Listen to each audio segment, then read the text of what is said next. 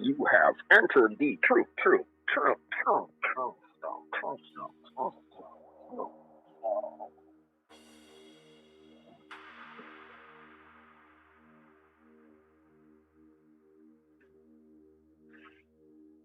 Hey now, greetings, people. And another thing with Dave Smith. What's up? It's your favorite music junkie, Dave. Hey, just like to very quick, Shane. I am not political? Question mark. Hmm. Okay, what is that about? I'm tuned in. Yo, Junkie Dave. The Daves unite. What is up, my brother? Thank you for chiming in. Yeah, I was just getting started. And what that is about, that question, I'm not political. So I've talked to two people. I had a blind date, well, first date with this chick tonight. She's like, I'm not political. And I didn't push it, right? Because, it's kind of a date and she's cute and I don't want to fuck that up. But I was talking with somebody on stereo and I did push it because I didn't push it, but I drilled. I drilled deeper, right? So what does that mean? What does that mean? I don't like to get political. And they were like, well, I don't know too much about it. I don't follow it. And I'm like, oh, okay, well, that makes sense, right? And that's a wise thing. I do the same thing. I try not to comment on any, like I don't talk about baseball, football, basketball. I don't know anything about it. I don't follow it. I know the game. I used to play it as a kid, but I don't follow it. I don't know any of the players' names. So I would sound like an idiot, right? So I don't know it. So I will defer to the people that know the game.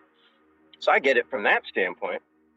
But then when you pull back the lens, like everything is political, really. Like, do you want clean drinking water? Oh, well, that was the Environmental Protection Act. That was a hard fought political battle. So, where do you draw the line, right? Everything is political. Housing is political. And there's about to be 1 million more homeless people in the United States. 1 million people are going to be evicted from their homes this year, right?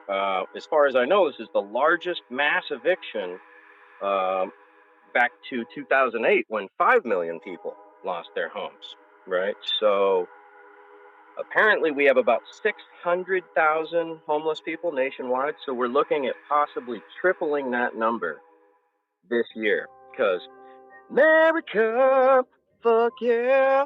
So everything is political. And what upsets me is what people mean by I'm not political, I think, is I don't want to get involved, right? It stresses me out. I don't want to get involved. That's fine. That's fine because, to each their own. I'm not telling anybody what to do. I'm begging. I'm not telling though, right? I'm begging. I'm begging people to be an engaged member of the society. Like, the bumper sticker, freedom isn't free. Well, that always talks about the military angle, right? Like, oh, we got to go over there and kill them so that we can vote here. Well, no. Right now, there's hardcore legislation trying to make it getting, harder to vote, right? Like, I forget what state it was, but a state passed a law where you can't give people that are waiting in line to vote water or pizza. For some reason, they specified pizza. I guess you can give them a hot dog, but you can't give them pizza. So that's pretty funny. But, so by us not paying attention and just going to Burning Man or whatever, I've been 3 times, so I'm not dissing burners. I'm just using that as an example, right? Like, dude, I just want to go have fun, bro. Like, we only get one life, and totally, man. Come on, cowabunga. Let's live life, bro.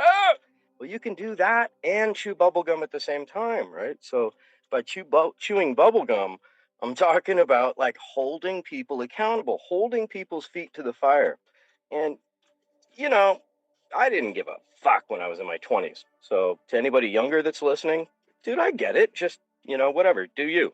I'm not trying to guilt trip anybody. I'm just kind of talking about my own journey, really, is what I'm trying to do. I'm not trying to point a finger at anybody. I was completely politically ignorant up until my, early 20s. I mean, not ignorant, but apathetic. And for a different reason. I'm 50. Every leader of mine was assassinated. You know, both of the Kennedys, um, Martin Luther King, Malcolm X, you know, on and on. So, Fred Hampton, you know, all the Black Panthers were either set up or murdered. Um, you know, I could go on and on and on and on. But through the Freedom of Information Act, we've now learned that the FBI was complicit in the assassination of Martin Luther King and Fred Hampton, and that the CIA was probably involved in the assassination of Kennedy.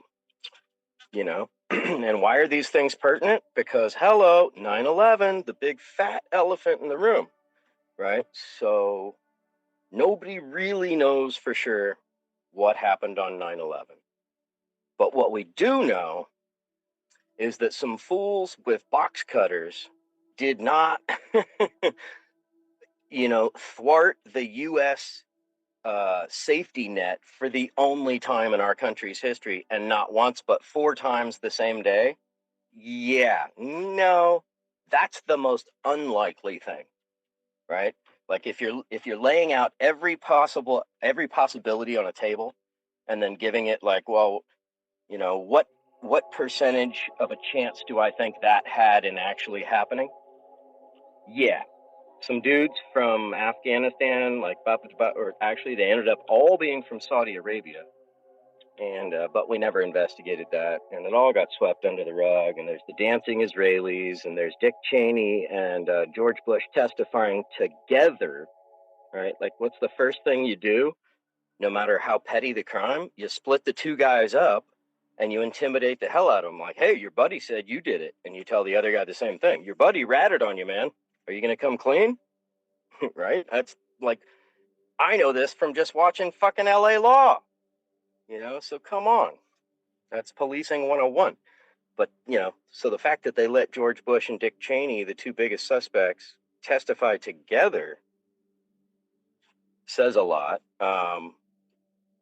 You know, the fact that the building's pancaked, which has never happened before in history, never, ever, ever. There was a building in Italy that had a fire that started on the 15th floor and burned up, and it burned for 15 hours. Still standing. Trade Center's burned for an hour. So I don't know what the fuck happened, but whatever did happen, it's the only time in history, right? And people were murdered that day. So by quote unquote not being political, I don't know. Doesn't everybody want to find out who was responsible for that? Don't those families deserve that? That's the angle I come at it from. And a bunch of those families have sued the government because they feel like the government's withholding information from them. Right? This one story I heard was harrowing. This guy's son came out of the lobby and had all of his skin blown off. So, like, what the fuck? The lobby, the ground floor? Wait, I thought the planes were up there.